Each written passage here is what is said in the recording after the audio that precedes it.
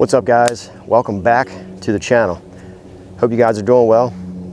And today's topic, we're going to talk about food plot cultipackers and whether they're needed or not. We're getting into spring green up and people are raring to go when it comes to food plots. Just like myself, I'm ready to go. I'm waiting.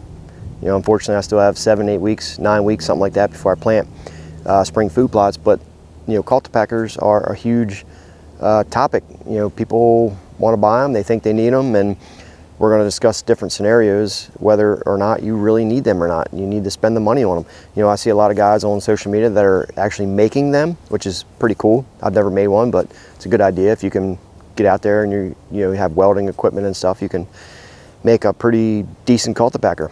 Your roller, you know, there's different ones out there. In a general sense, you don't need one.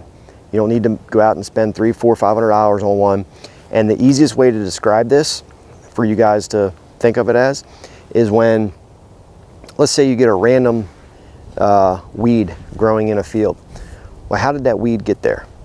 Okay, well, you got birds, they eat the seeds off of plants, the bird flies over, poops out that, takes a poop, drops, lands in the soil, and that soil, nobody went over it and cultipacked it, but yet that weed grew up in the soil. Nobody did nothing. You have Mother Nature take effect. It rained, push it down in there, you get some animals out there, animal might have stepped on it, and it grew, right? So that's the easiest way to describe it.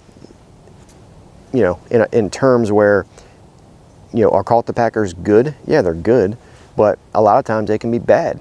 And the reason being is a lot of your seeds that people plant are very small seeds. That seed does not need to be buried very deep. When you bury the seeds too deep, it cannot germinate. So I can't tell you how many times I've seen people plant food plots and they're using cultipackers this way, this way, this way all day long. They're cultipacking the ground, and then they send me a message, hey Dave, I planted this food plot but it didn't grow. And I say, well, what did you do? Give me step by step. And they tell me step by step what they did, and I said, you buried the seed too deep, it's never going to germinate. And they're like, what are you talking about? I went out and bought a cultipacker and I used the cultipacker. I did what I thought I was supposed to do. And that's what happens when you just you think about things too much and you buy all these products to try to plant a food plot, and it's not that difficult. It's not rocket science to get it done. All you need is soil to seed contact. A lot of times what I'll do is, say you're disking. Sometimes when you disc, you leave clumps of dirt, right? So if you were to go ahead and seed right after you disc, you have those clumps of dirt. Sometimes them clumps of dirt may fall on that seed and then it won't germinate. No good. So a different scenario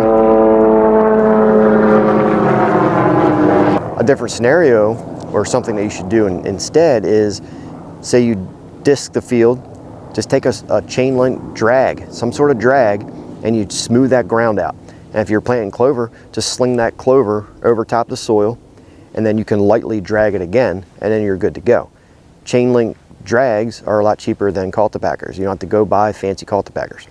Now, another scenario with that is too, if you're planting, you know, say soybeans, iron clay cowpeas, buckwheat, a little bit larger seeds, winter peas or something like that, then yeah, you don't want to lay that seed right on top of the soil, because it needs to be buried 1/2 inch or 3/4 inch, whatever it is, and it has to have soil to seed contact, soil over top of it for it to germinate. So in that case, yeah, you want to disc, and then you could actually probably disc the beans in a little bit, and then you could, you know, run it over with the cultipacker. Cultipackers kind of insure us a little bit, because we're ensuring that that seed gets soil to seed contact. Are they needed 100% of the time? Absolutely not.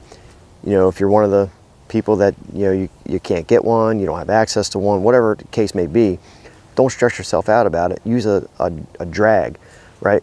But one thing I'm going to tell you not to do is, I see a lot of guys using like tire drags or pallets. Do not do that, because the pallets just put too much dirt over top the seed, and then the seed's not going to germinate. It's a huge failure in food plots with cultipacking and you know, just burying the seeds too deep. It's a major issue. And you, again, back to the story of a bird poops, the poop lands in a field and the seed grows, right? Nobody did nothing to it. Nobody cultipacked it. Nobody did nothing to it, but yet it still grew. Think of that when you're planting food plots. The bigger the seed, the more it needs to be buried. The smaller the seed, the less soil has to be covered on that seed. And for somebody to say that cultipackers are 100% needed, they're trying to sell you something, or they just think in their mind as well that they need a cultipacker. And I'm not saying cultipackers are bad. You just have to assess each situation differently, and just consider when you're planting food plots, do not bury the seed too deep, and you'll have a better stand.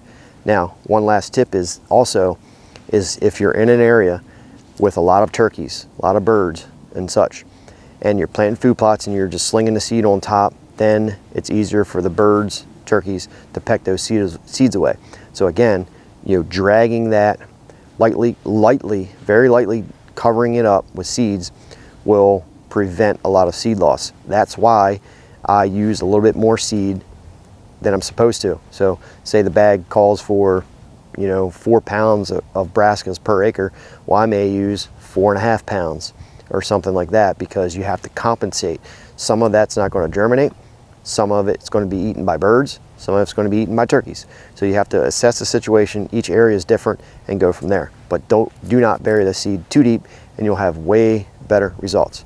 Drop a comment down below if you guys have any questions. I'll see you on the next one.